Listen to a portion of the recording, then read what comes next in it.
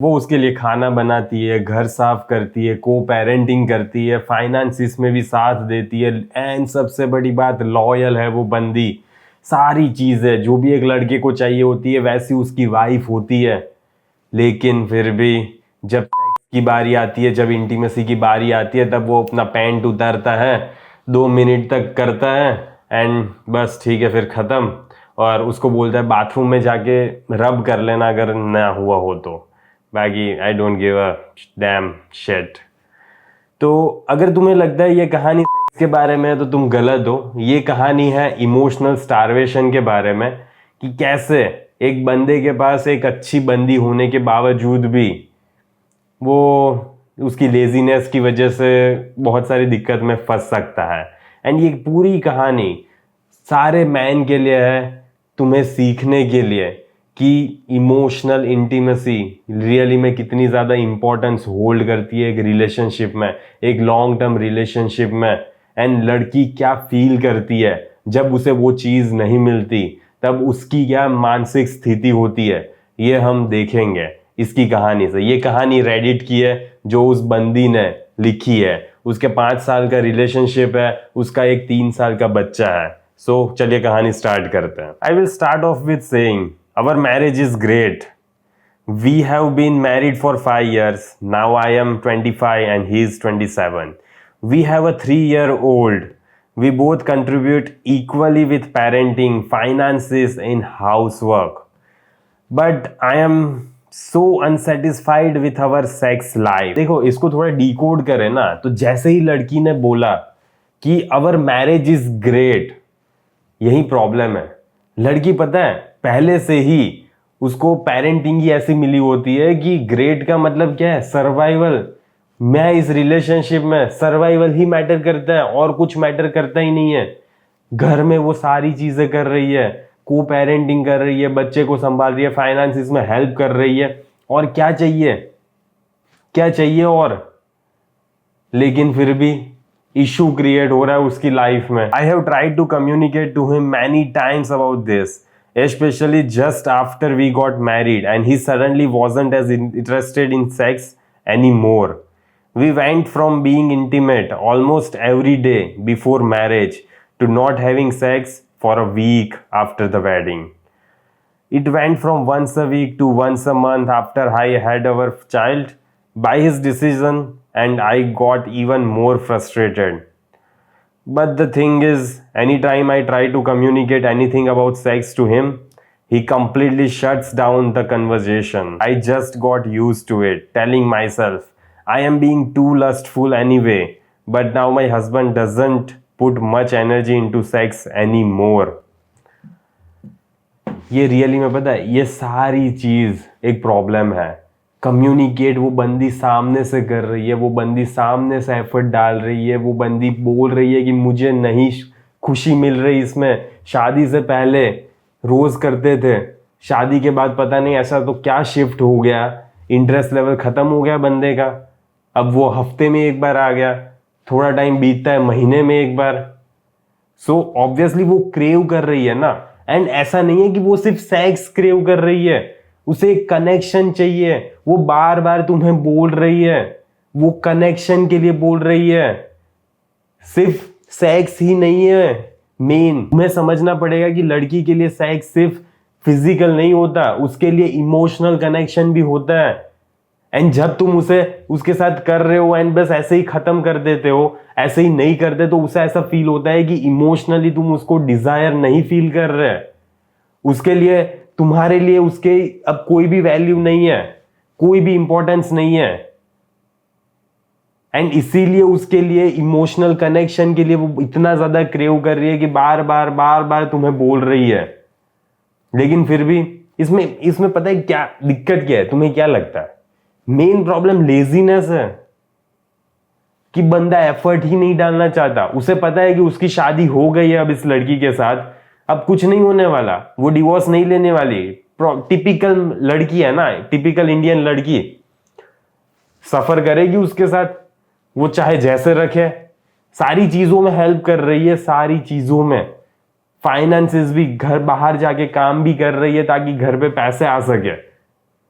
लेकिन फिर भी बंदे को कोई फर्क ही नहीं पड़ता।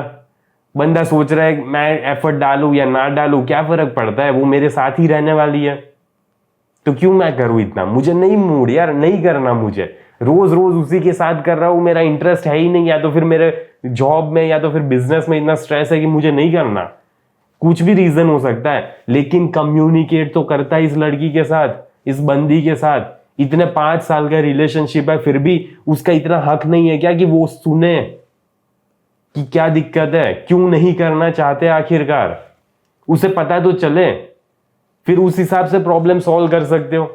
लेकिन इतना बंदी बोल रही है लेकिन फिर भी कम्युनिकेशन ही नहीं करना। If he wants to have sex he just pulls down his pants and expects me to take action. We will go until he is satisfied. Usually it only takes a minute or two. Then he is done and walks away completely. Doesn't care if I am satisfied. Doesn't check up on me after. He just lays around on his phone after. Fuck man. हद. It's literally क्या बोला। Our 5-year anniversary just passed and we had the most lame sex ever. And when I tried to communicate that I am unsatisfied, he just told me to rub one out by myself in the bathroom. Something snapped and I just couldn't take it anymore. I am not attracted to him sexually now and physical touch from him repulses me. Would I be that of an asshole for wanting to live over this? अब देखो, मैं I am not going to say कि उसे छोड़ देना चाहिए इस बंदे को या कुछ भी करना चाहिए, मुझे नहीं पता, लिटरली मुझे उसका व्यू पॉइंट नहीं पता एंड मुझे ये भी नहीं पता कि इस बंदी की लाइफ में और भी क्या चीज़ें चल रही है, तो ऐसा कोई भी जजमेंट मैं यहाँ पे पास नहीं करने वाला, ना ही मैं ऐसा कुछ बोलने वाला हूँ। लेकिन ये बहुत ज़्यादा प्रॉब्लम है यार कि कोई बंदा उसकी वाइफ के साथ, जिसके साथ उसका 3 साल का बच्चा है, इतनी कर्टसी नहीं है बंदे में कि वो उसको पूछ सके, चलो ठीक है 1 मिनट 2 मिनट में खत्म हो गया उसका, कोई फर्क नहीं पड़ता, ठीक है होता है, हो गया खत्म हो गया, कोई फर्क नहीं पड़ रहा। लेकिन मैं बोल रहा हूँ उसको बाद में तो पूछे और कुछ हेल्प कर दे उसकी, इतनी ज्यादा टॉयज आ रहे हैं आजकल तो उससे हेल्प कर दे। लेकिन ये क्या बात हुई कि पहले तो कंप्लीटली चला गया, उसे कोई फर्क नहीं पड़ रहा।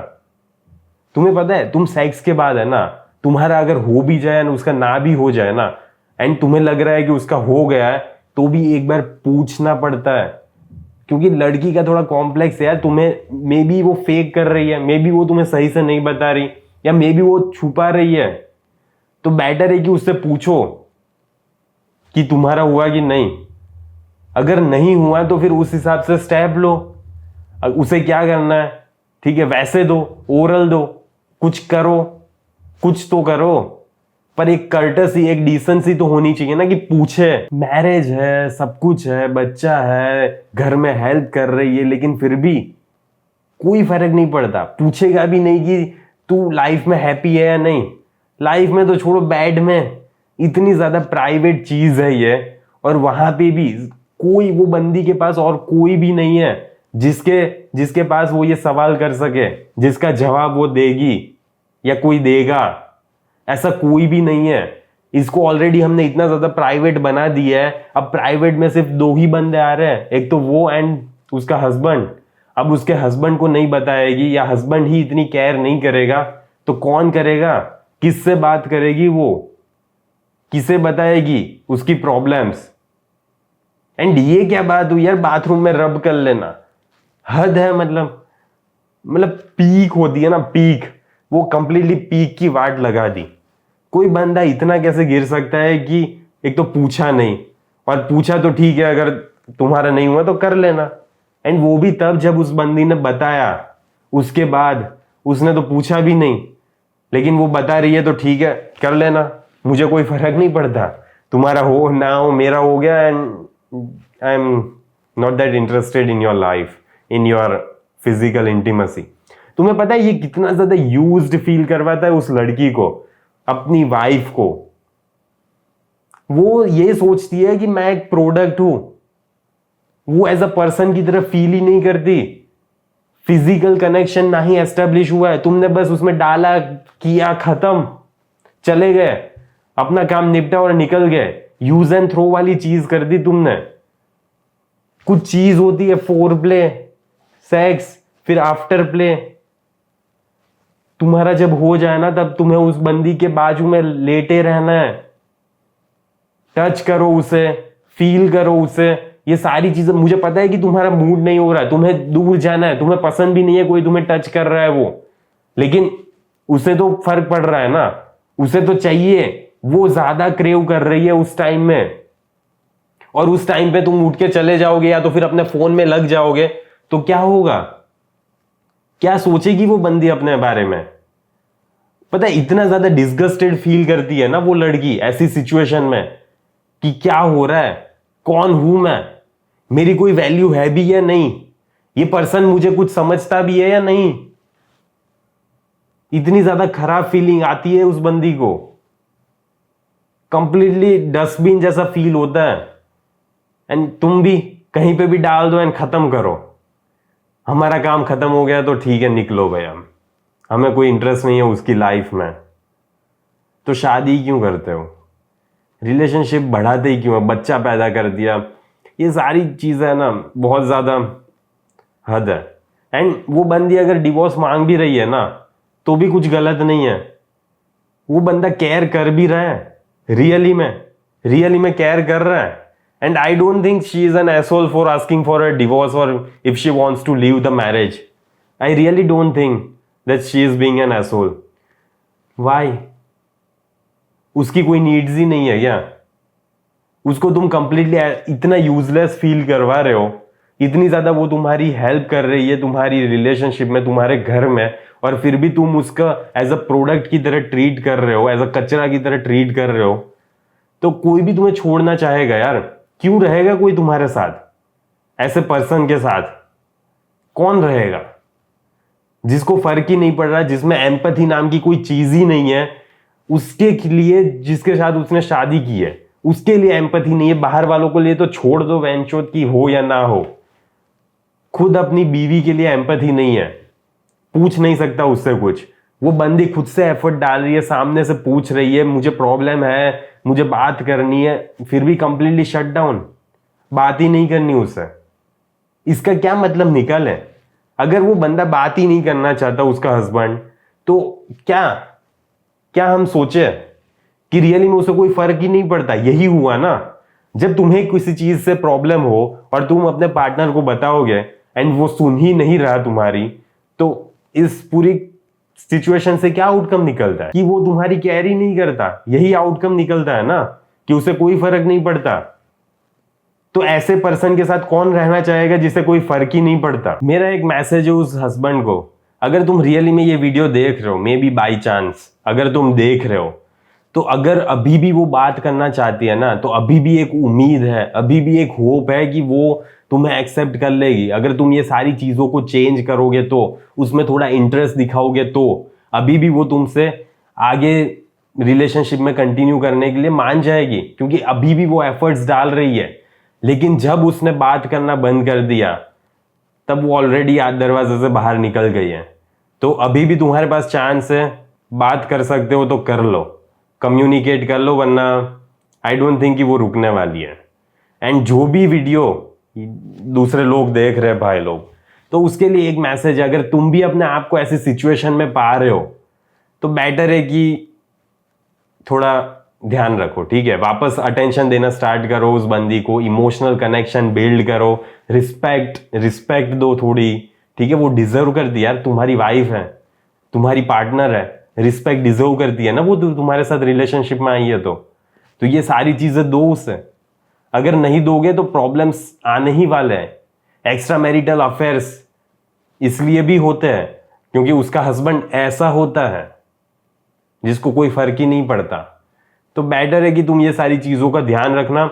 एंड मुझे आशा है कि इस लड़की की स्टोरी से तुम्हें कुछ सीखने को, समझने को मिला होगा। तो बस आज के वीडियो के लिए इतना ही, जल्दी मिलेंगे अगले वीडियो में। अंटिल देन, बाय बाय, सी या।